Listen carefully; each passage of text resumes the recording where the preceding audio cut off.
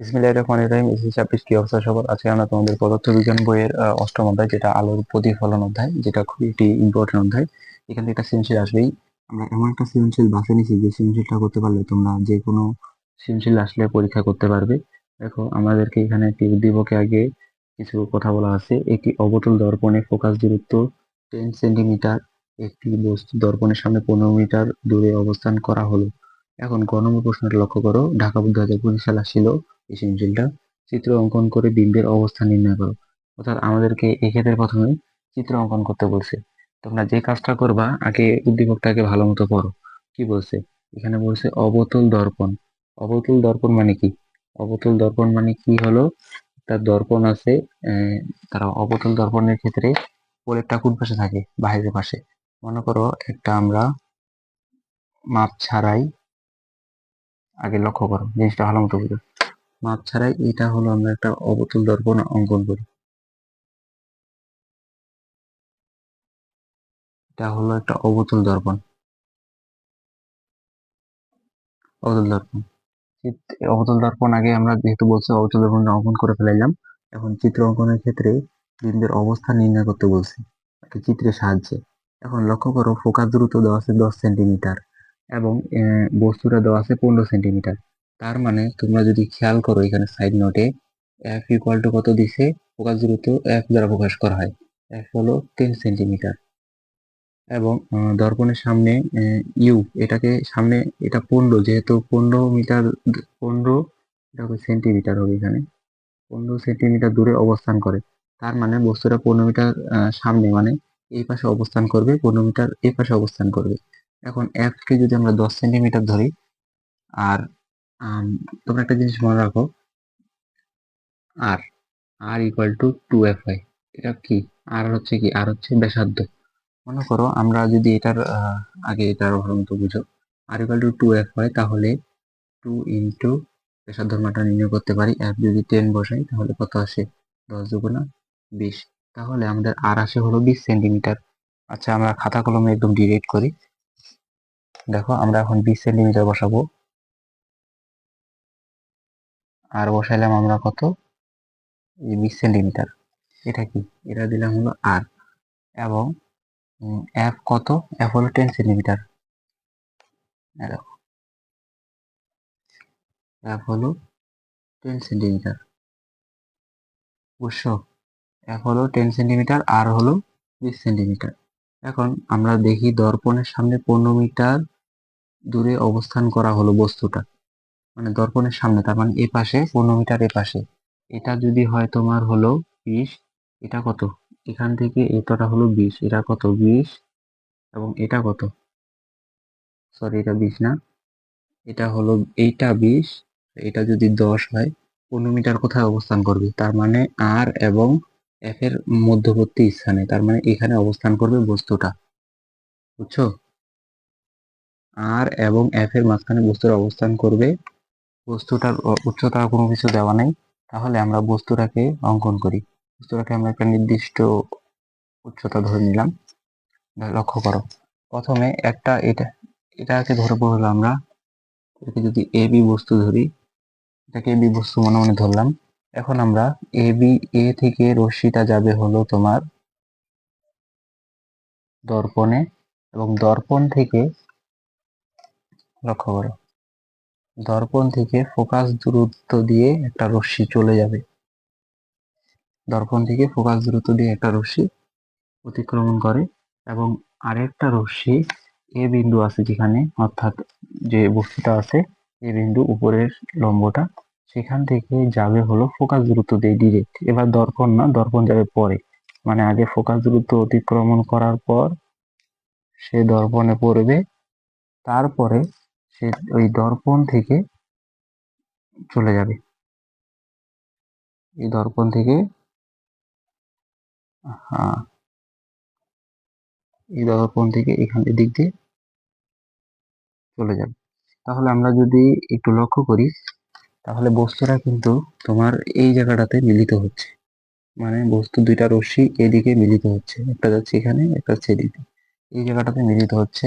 আমরা যদি আবার এটাকে একটু বাড়ায় লিখি, এটাকে বাড়াই দিয়ে যদি আমরা এখানে লক্ষ্য করি তাহলে বস্তুটা কিন্তু মিলিত যেহেতু এখানে হচ্ছে সে তাহলে বস্তুটা এখানে হচ্ছে, আর ওই যেহেতু উপরে এ এবার হবে নিচে এ, কারণ এবার উল্টা হয়ে যাবে নিচের দিকে। সেক্ষেত্রে আমরা এখন বিম্বের অবস্থানটা বলতে পারি হলো ব্যাসার্ধের বাইরে, মানে আর এর বাইরে বিম্ব অবস্থান করবে। আর এটার প্রকৃতি কি? এটা হলো বাস্তব, বাস্তব ও উল্টো। অবতলের ক্ষেত্রে বাস্তব আর উল্টোই বেশিরভাগ হয়, বাস্তব ও উল্টো। এবং বিম্বের আকার কি আগের তুলনায় ছোট না বড়? তাহলে আকার কত? আকার আকার হবে বড়। আশা করি বুঝতে পারছো, খুবই ইজি জিনিসটাকে, বেসিক মোডটা তোমাকে বুঝতে হবে। বেসিকটা বুঝলে তোমরা অবশ্যই এটা মনে করো যে তোমরা অনেকে ভাবতেছ যে তোমাদের খাতায় তো 20 সেন্টিমিটার এত তো জায়গা আটবে না। কথাটা ভালো মতো বুঝো। এখানে কিন্তু তোমাদেরকে প্রথমে টুইস্টার দিয়ে দিছে যে f = 10 সেন্টিমিটার। তার মানে 10 সেন্টিমিটার তোমরা যদি ছোট করেও করো, মানে মনে করো 5 সেন্টিমিটার করে ধরলে, অর্ধেক করে নিবা সব জিনিসপাতি গুলাকে। ছোট করে করলেও তো ওই একই হিসাব আসবে। মনে করো এখানে করবা একই জিনিস আসবে, মানে যেভাবেই করো না কেন তোমার অ্যান্সার মিলবেই। খালি আগে জিনিসটা ভালো মতো বুঝবা তোমরা। মানে এটা যদি থাকে দেখো তোমরা অর্ধেকে করে নিলা সবকিছু গুলাকে, একই হিসাব। কিন্তু সংখ্যার ক্ষেত্রে এইভাবে লিখবা, চিত্রটা ছোট করে লিখবা, মার্ক পাই যাবা। এবার আমরা ঘ নম্বরটা সমাধান করব। ঘ নম্বরটা বলছে বিবর্ধন মান নির্ণয় করো, মানে বিবর্ধন নির্ণয় করতে বলছে। বিবর্ধন নির্ণয়ের ক্ষেত্রে আগে আমরা বিবর্ধনের সূত্রটা লিখি। বিবর্ধনের সূত্রটা কি? বিবর্ধন এখানে লিখলাম, বিবর্ধন। বিবর্ধনের সূত্র আছে একটা, তুমি কি জানো বিবর্ধনের সূত্র কি? m = u/v। এখন অনেকে বলবে ইউ আর ভি কি, ইউ দুটো তো আমরা কোনোদিন শুনিনি। শোনো এখানে আমি দেখাচ্ছি। ইউ ইউ বলতে এখানে দেখো উদ্দীপকে একটা মান দেওয়া আছে। বস্তু দর্পণের সামনে 15 মিটার সেন্টিমিটার দূরে অবস্থান করে। ইউ মানে দর্পণের সামনে, মানে বস্তুটা যখন দেওয়া থাকবে যে কোথায় অবস্থান করে, তাহলে আর কি ফোকাস কেন্দ্রীয়, এই যে এটা লক্ষ্য করো। এটা মনে করো যে তোমাদের কিবা দর্পণটা না 15 মিটার সামনে, মানে 15 মিটার, এখানে 15 মিটার, মানে এখান থেকে এতটা যে দূরত্ব, এটার দূরত্ব কত? এটা দূরত্ব হলো 15 মিটার। তার মানে বিমের 15 মিটার সামনে সে অবস্থান করে, তার মানে ইউ হচ্ছে কত এখানে? 15 সেন্টিমিটার। এবং ভি ভি এর মান তো আমাদের জানা নেই। এখন আমরা কি করব? ভি এর মান জানা থাকলে কিন্তু বিবর্ধনের মানটা বের হয়ে যায়, তার মানে ঘ আমাদের সমাধান হয়ে যায়। আর যেহেতু ভি এর মানটা জানা নেই, আমরা কিন্তু দর্পণের একটা সূত্র জানি। দর্পণের সূত্র হতে, দর্পণের সূত্র হতে আমরা দর্পণের সূত্র হতে কি জানি? আমরা জানি 1/v প্লাস 1/u = 1/f। এটা কি দর্পণের সূত্র? দেখো আমরা এখান থেকে কিসের মান বের করব? ভি এর মান। তাহলে ভিটাকে রেখে দিব, 1/f-টাকে এই পাশে নিয়ে গেলাম, -1/u হয়ে যায়। এখন মানটা বসাই দিই। কারণ খুবই গুরুত্বপূর্ণ এবং ইম্পর্টেন্ট একটা জিনিস, তোমাদেরকে আমি আগে বলিনি, এখন বলবো। এখন বলবো, জিনিসটা লক্ষ্য করো। আমাদের এখানে কিন্তু এটা আমরা অবতল দর্পণ নিয়ে কাজ করতেছি। তার মানে অবতল দর্পণ আমি নিয়ে কাজ করতেছি। অবতল দর্পণের ক্ষেত্রে তোমার ইউ ফোকাস দূরত্ব কি হবে? অবতল দর্পণের ক্ষেত্রে ফোকাস দূরত্ব কখনোই ধনাত্মক হবে না। সবসময় কি হবে? অবতল দর্পণের ক্ষেত্রে ফোকাস দূরত্ব ঋণাত্মক হবে। এবং যেহেতু বস্তুটা দর্পণের সামনে বলছে, যদি পিছনে বলতো তাহলে ধনাত্মক হইতো। যেহেতু সামনে বলছে, এক্ষেত্রে কি হবে? ঋণাত্মক হবে। বুঝছো? আমি আশা করি তোমরা বুঝতে পারছো। এক্ষেত্রে এফ এর মানটা আমরা এখন -10 সেন্টিমিটার বসাবো, এবং -1 থাকলো ইউ, ইউ এর মানটা বসাবো -15 সেন্টিমিটার। তোমরা যদি লক্ষ্য করো এখানে মাইনাস আর মাইনাসে মাইনাসে হয়ে যায় হলো প্লাস, তাহলে ডিরেক্ট আমরা লিখতে পারি প্লাস। এখন লক্ষ্য করো এখানে মাইনাস মানে কি, মানে কি কোটাটাতে মাইনাস, এই মাইনাসটাকে আমরা এটাকে পরে লিখি তাহলে সুন্দর হবে। মানে 1/15 -1/10। এটা আর এটা একই হিসাব, খালি এখানটা আমরা নিয়ে গেছি এই পাশে, এটা নিয়ে আসছি এই পাশে। এখন এটাকে যদি আমরা লসাগু করি, আসে হলো 30, 15, 2। তাহলে এখানে কত আসে? 10 × 30, তাহলে এখানে আসে হলো এত। এখানে আসে হলো -1/30। তাহলে আমরা যদি এখানে দেখি অতএব 1/v যদি হয় এত, 1/v যদি হয় এত, তাহলে v এর মান কত? অতএব v equal to minus 30 centimetre. দেখো খুব সহজে আমাদের v এর মানটা বের হয়ে গেল।